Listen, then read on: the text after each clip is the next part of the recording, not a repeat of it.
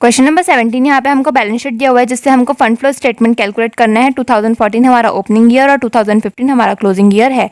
Share capital 1 lakh से 1,25,000, general reserve 25,000 से 30,000, profit 15,250 से 15,300, बैंक लोन 35,000 से 67,600, ट्रेड पेबल 75,000 से 0 हो गया है और प्रोविजन फॉर टैक्सेशन 15,000 से 17,500 हो गया है। बिल्डिंग जो पहले 1 लाख का था वो अब 95,000 का हो गया है। प्लांट 75,000 से 84,500 का। गुडविल जो पहले 0 था वो अब बढ़ के हो गया 2,500 का। इन्वेंट्री 50,000 से 37,000 और ट्रेड रिसीवेबल 40,000 से 32,100 हुआ है। कैश 250 से 4,300 हो गया है। एडिशनल इन्फॉर्मेशन में बताया गया है कि डिविडेंड हमने पे किया है 11,500 का। डेप्रिसिएशन प्लांट पे चार्ज हो रहा है 7,000 का और बिल्डिंग पे चार्ज हो रहा है 5,000 का। Provision for tax made during the year यानी कि प्रोविजन फॉर टैक्स हमारा था 16,500 का, तो इसका कैलकुलेशन होगा। Statement of change in working capital, इसमें 4 कॉलम बनेगा। Opening, closing, increase in working capital और डिक्रीज इन वर्किंग कैपिटल का। करेंट एसेट में इन्वेंट्री हमारा था 50,000 का जो घट के हो गया 37,000 क्योंकि ये डिक्रीज हुआ है 13,000 से, तो अपन डिक्रीज साइड पे 13,000 लिखेंगे। ट्रेड रिसीवेबल 40,000 से 32,100 हुआ है, ये भी डिक्रीज हुआ है तो यहाँ पे लिखेंगे 7,900। कैश 250 से 4,300 हुआ है तो ये इंक्रीज हुआ है तो यहाँ पे लिखेंगे अपन 4,050।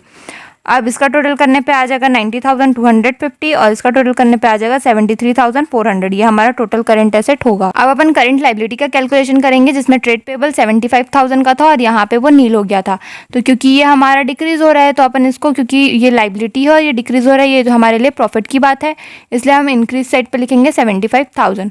तो इसका टोटल में तो यहीं पे 75,000 ही आएगा और इस साइड क्योंकि कुछ भी नहीं है तो यहाँ पे 0 आएगा। ये हमारा टोटल करेंट लायबिलिटी होगा। अब अपन को कैलकुलेट करना है वर्किंग कैपिटल, तो इसके लिए होता है current asset minus current liability. Opening year का हमारा करेंट एसेट था 90,250, उसमें से माइनस करेंगे 75,000 तो यहाँ पे आ जाएगा 15,250।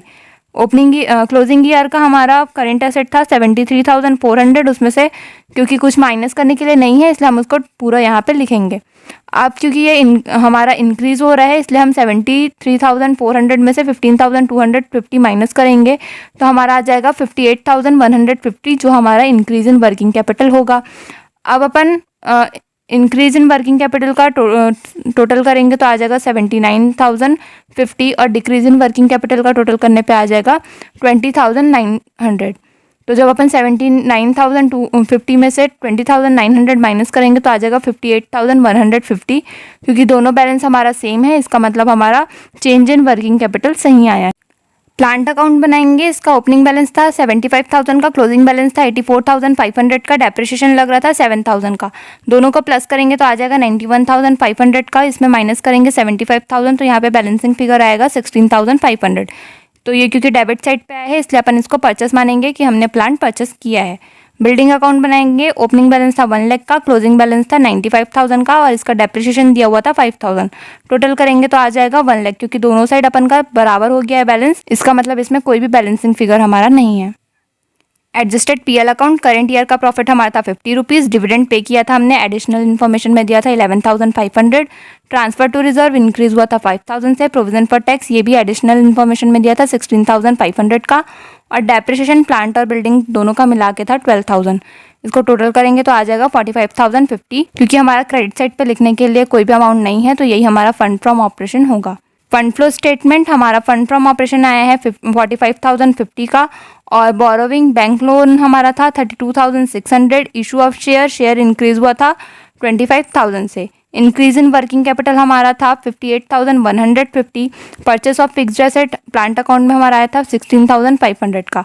डिविडेंड हम पे कर रहे हैं 11,500 और टैक्स पे कर रहे हैं, प्रोविजन फॉर टैक्स हमारा था 16,500। इसका टोटल हमारा करने पे आ जाएगा 1,02,650 और इसका टोटल करने पे भी सेम आएगा, इसका मतलब हमारा फंड फ्लो स्टेटमेंट सही